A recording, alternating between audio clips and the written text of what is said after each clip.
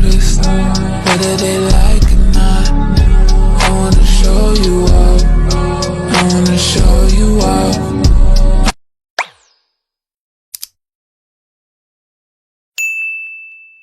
Hello guys, this is Magnificent Kimberly. Welcome back to my YouTube channel. So today we're going to talk a little bit about raising boys as a single mom. I don't know if you guys know, but I do have a baby boy. He is 18 months old. He'll be 2 years old in just 4 to 5 months. So not too far away. And so I just want to do this video to let boy moms know that they're not alone and raising boys, whether the father is consistent, whether he's non-consistent, whether he's absent, regardless of what the situation is with your child's father. Personally, my situation with my child's father and his son, he's non-existent, he's absent, all of the above. So I have big shoes to fill, as in terms of filling the role of mother and filling in the role of father as well. And so I'm just going to go over a few tips that will help us single moms in raising our boys, Okay, so the first tip is spending quality time together. So boys do thrive on one-on-one attention, so you can try reading, playing, or talking together. And trust me, boys do love this. Like, boys are so active, so any quality time you spend with them, they absolutely love it. Especially my son, but most boys, yeah, they love it. Finding role models. This is the second thing. So finding positive role models who set a good example, who are a great example of the kind of men that you would want your son to aspire to be, to transform into, to be molded into. Also, the Bible has great examples of men in the Bible, such as Abraham. What else? Who else? Oh, such as Abel, Seth. You got David, Paul, all of them. Also, Boaz. Boaz is a good one. So you can find good role models. Well, good role models for your son. It can be through like mentorship programs, but it could also be good men who are within your community, such as uncles, older cousins, coaches, or men at church or at your son's local school. You can also try to reconnect your son with a man who shares one of his interests, so with a man who shares the same interests as your son or as your sons. So yeah, positive role models for sure.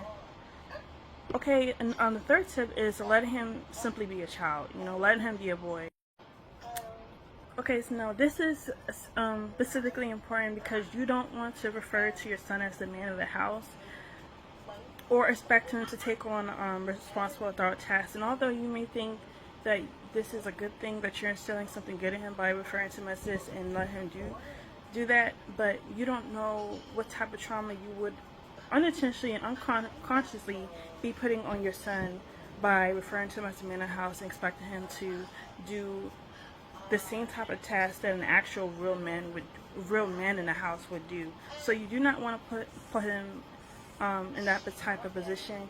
But if he wants to take on those tasks voluntarily, I would say let him, but keep it limited. You know what I'm saying? Like, for example, if he wants to help you clean, you can teach him how to wash the dishes with you, but don't let him wash the whole set of dishes or all the dishes that's in the sink or whatever. You know what I'm saying? Like, just keep it to like a minimum. Like, for example, you can say, okay, wash dishes with him and let him wash 5 dishes. After that, don't let him wash any more dishes. You know what I'm saying? Because again, you have to understand and know and realize that your son is still a boy. He is still a child. So you do not want to put any type of adult task on him until he becomes a certain age where he wants to do that, whatever. Like, at that point, it will be his choice, but don't put it on him. You know what I'm saying? Okay, trust yourself and your son. So avoiding tough love and establishing respect. So This is a little tricky because I do understand why some mothers, especially if you're a single mom, try to do the tough love act type of thing.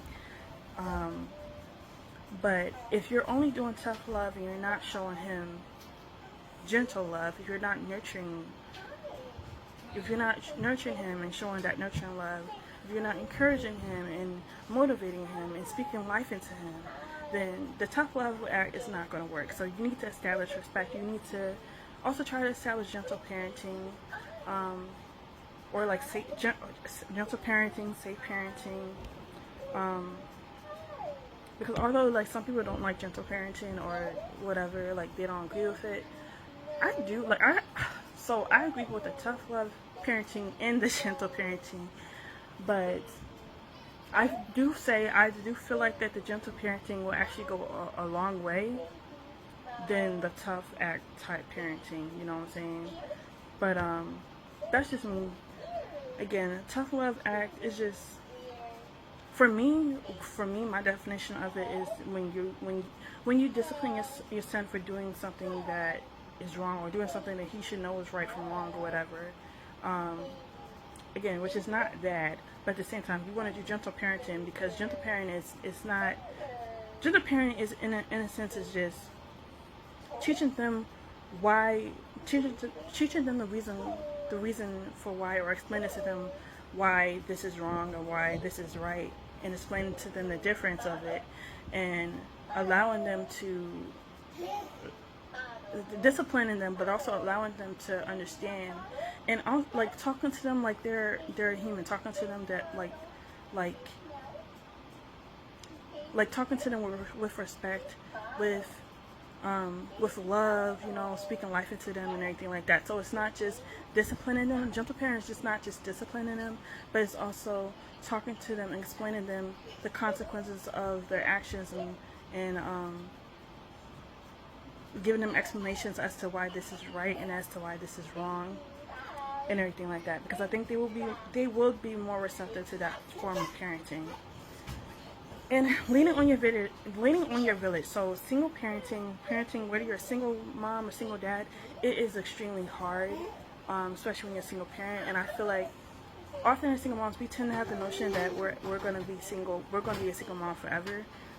Although that's just our depression talking, or, you know, Satan getting into our heads and making us think that. But I feel like a lot of us won't be single moms forever, you know what I'm saying? Like, we will eventually find a person. God will eventually bless us with a person who's meant to be with us, and who will also help raise our child, and also, you know, love and care for our child as we do. But just remember that, you know, being a single mom is not eternal, it's not a permanent thing, it's just a current circumstantial type of thing. But those circumstances don't have to define you, or anything like that at all. So, you know, raising your son is definitely a team effort. It takes a village to raise a child, and that's for sure. So, you know, reaching out to family members, reaching out to friends, your community, and everything like that can definitely help you. Definitely help lift some of the burden off of you. And lastly, it's something that I saw is talking to your child about his father. So when your child starts to ask about the father or about the other parent as to why they're not involved, or why you and the other parent aren't together, I'll just keep it short and simple. You know what I'm saying? Let them know just enough about the father, but don't badmouth, don't talk bad about the father, don't do any of that. And even if the father is like the biggest deadbeat on planet Earth, like, I get it, even if that's the case, you still want to keep it short and simple and positive, and you don't want to negative talk about the other parent, because number one, that could backfire on you, so you don't want to do that. And then number two, it can ruin, even if the relationship with the father is non-existent, it can ruin their perception of their father. And you want to let them experience their father for themselves. You don't want to basically make your experience their experience, because it's not, you know what I'm saying? So yeah. Also, a couple other things. You could teach them about bathroom etiquette when they're old enough. When they start walking and everything like that.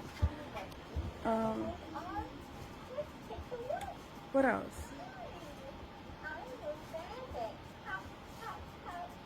So another few tips is, well, I don't think it's really a tip, but getting used to the boy stuff, because our sons are boys, as you know, and so they may like boy stuffs like dragons, superheroes, Legos, and all that. So getting used to that, and also pushing them to be very well rounded.